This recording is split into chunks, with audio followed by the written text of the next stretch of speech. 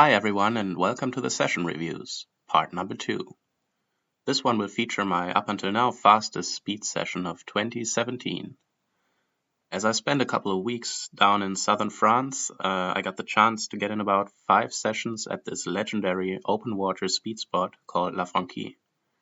In the last years I visited this spot a couple of times and almost all the time I got offered near perfect conditions, with a long, straight beach and a wind angle of about 100 to 130 degrees without any sandbanks. This year, however, was a little different. 3 days of strong onshore winds tore up the beach prior to this session, leaving many sandbanks in a difficult course. As you can see in this setting, the southern wind pushed in so much water into the Étang de la Palme that even a river was created right next to the water pump, right where the perfect speed spot used to be.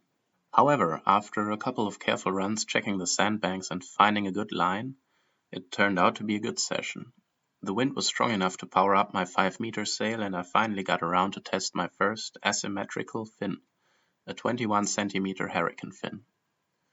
I was surprised at how comfortable this fin went in these conditions.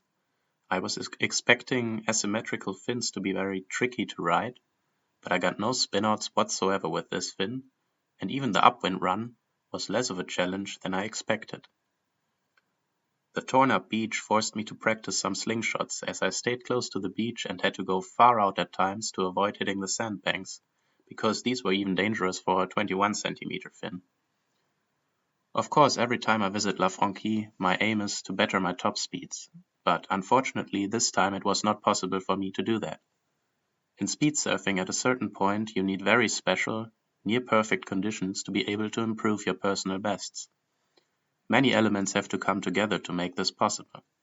A good course along a beach, a good wind angle, and the right wind strength, of course. In this occasion, the beach was just not good enough for records. However, the session was a lot of fun. I learned a lot and got a peak speed of over 41 knots. I am confident that this spot will return to being a great speed spot again, and I can't wait for my next visit here to speed surf under the Mediterranean sun. If you'd like to find out more about my windsurfing activities, check out my blog, windsurfblog.de.